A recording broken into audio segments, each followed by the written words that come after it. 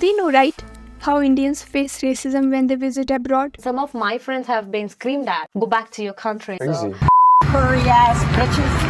Go back to India. Why? We don't want you here. I was supporting and like giving funny reasons, like Indian people are always the most funny people that you can see. They're so weird to talk to. They do this like weird Bollywood dance.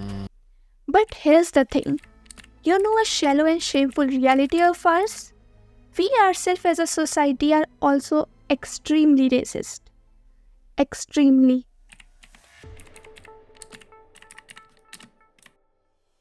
Let me take you through my very own personal experiences, which showed me a harsh reality. I knew this was there, but I didn't know how deep-rooted it was until I saw it myself. First one, so I don't want to reveal any identities over here, so let's name the girl Ayushi.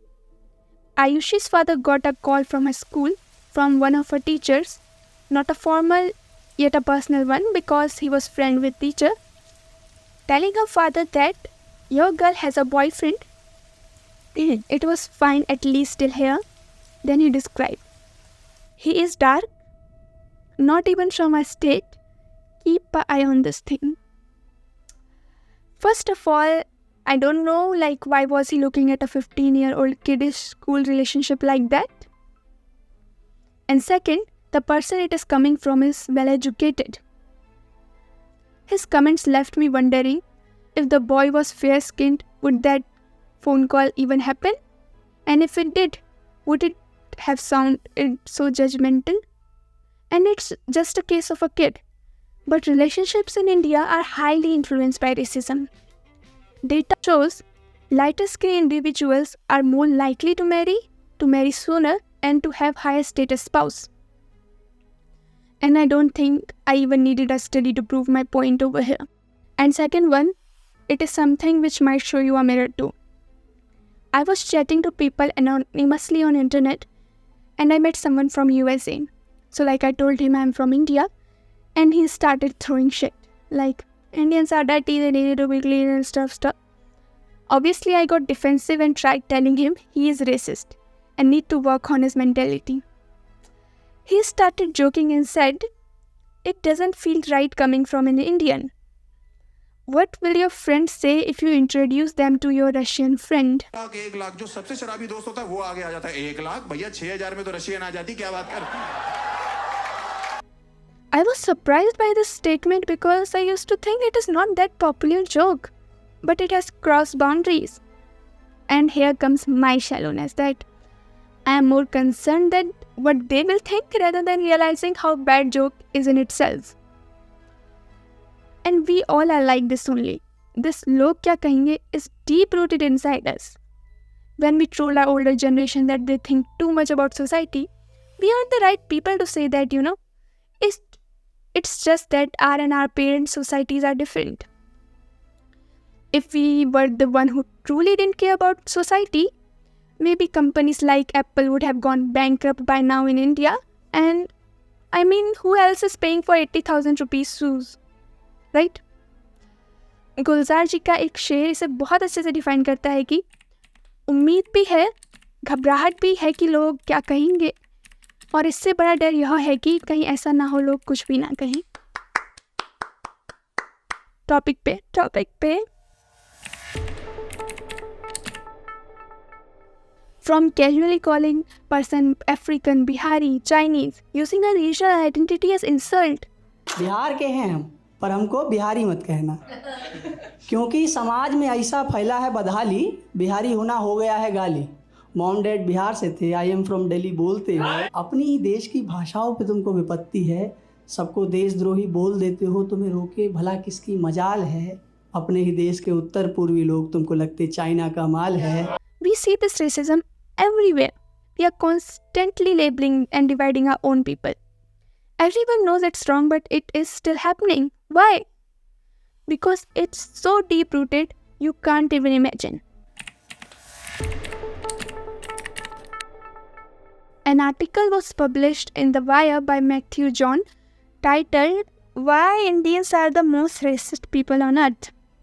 The title in itself is provocative. The article focused on a controversial statement made by Sam Pitroda, and reaction of PM on it, saying, "We could hold a country together as diverse as India, where people on East look like Chinese, people on West look like Arabs, people in North look like maybe white, and people in South look like Africans.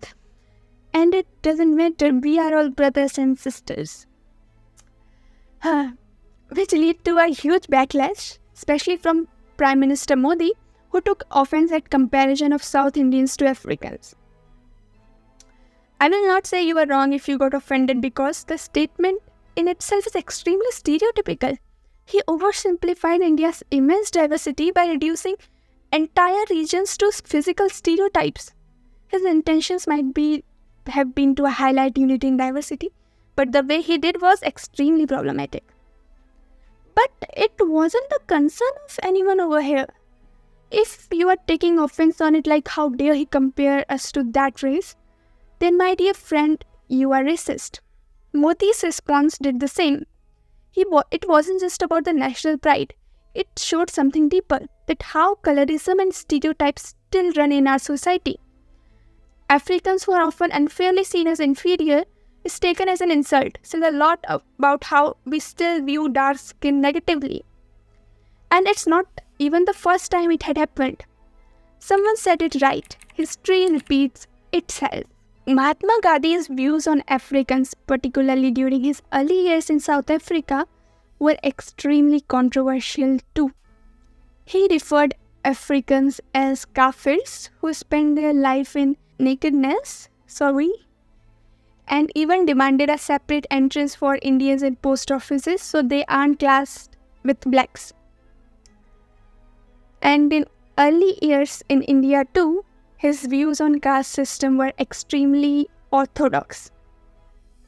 So racism in India is not a new thing. Even big personalities were openly racist or are openly racist. And it was systematically passed through generations, from colonial to modern India. And it is still being passed on. You can explain this phenomena by social identity theory. Let me explain in simple. Humans, when evolved, started living in groups. This helped in their survival, and this thing continued. And anyone who seemed different was considered a threat. So people automatically today to categorize people as threats and someone they can trust. If you are an introvert, so you know how hard it is to get in those damn groups. People like to be around someone similar to them. That's the only way you can justify racism, only. But today the racism we see don't truly come from this factor. Let's talk about the major factor which cause racism today. First is colonial legacy. Colonial legacy means a long-lasting effect a colony has to face after freedom. India was colony of Britishers, and in its legacy, India got colorism, inferiority complex, doomed education system, poverty, communal divide, etc. During British rule, Europeans spread the idea of racial superiority. They called Indians uncivilized. This came from a pseudo-scientific theory that the race Europeans come from is superior, and established a racial hierarchy. And Indians begin to view their own skin color and cultural practices as inferior, especially skin color.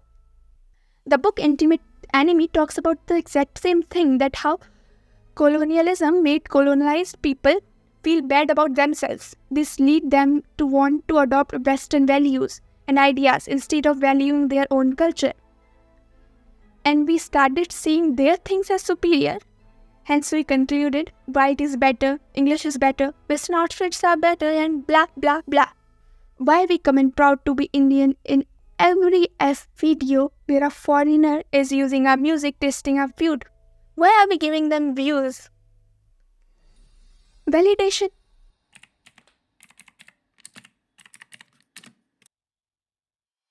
Skin lightening product in India is estimated to be worth over $400 million industry. Even in South movies, hero is dark and villain is dark people. Sorry, I heard this joke somewhere. But it might be true. Drawing our gods blue because protagonists can be dark, It might not have been reached this far if our movies and media have not promoted it. It's not like that we don't appreciate our culture, but this inferiority complex has gotten into our DNAs. So you got it, why dark-skinned Indians are hated so much. Why is there so much racism? But do you know, South Indians too hate North Indians? It's not directly linked to racism, but this example might give you extreme clarity about people being racist, as it explains prejudice, and racism is kind of prejudice. There are a lot of theories floating around. I didn't get one specific fact to describe it. Some say it's politically manufactured hate, while others point to historical context, especially the Dravidian and Aryan divide.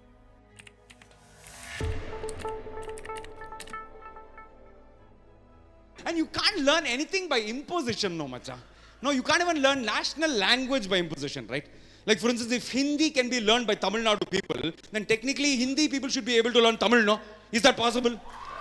Oh, don't clap and encourage. If anything will kill Kalainer, it's that attempt only. Please, let's not try it. Hindi, they can't even pronounce Chennai properly still. Many South Indians feel sidelined because they see North Indians pushing Hindi as the national language, and they think that their culture isn't valued that much.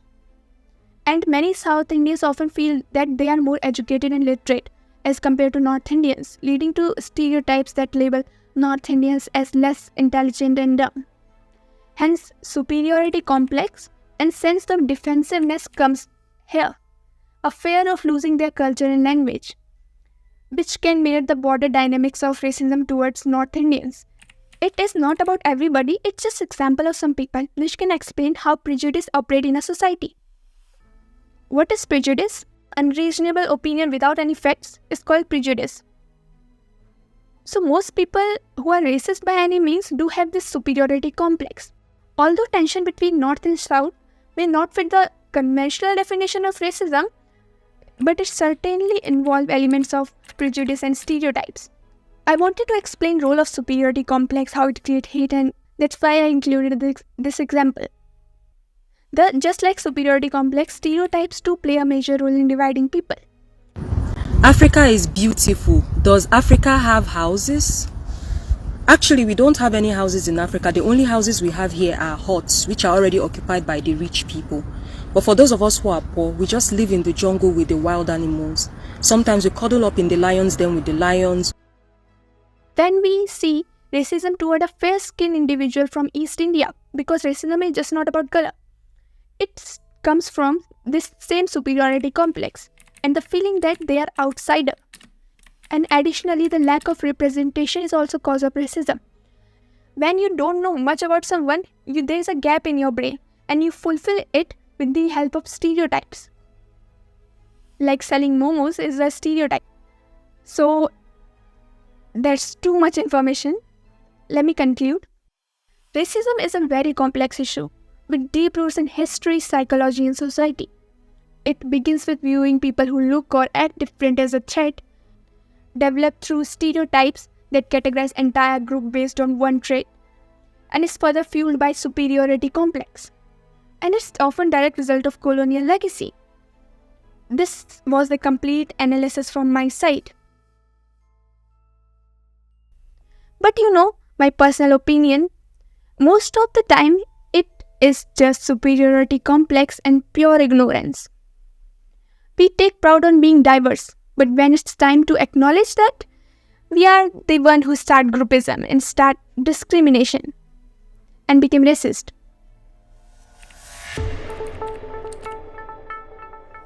Hatred and racism don't just affect a person. Instead, it fractures entire society. Whether you are a minority or even majority, not feeling like you belong is crazy. It destroys a nation's global image and fuels hatred among its own citizens. A 2017 report by World Bank found that discrimination, including racial and ethnic prejudice, impacts economic growth of a country by reducing trust, cooperation, and opportunities in society.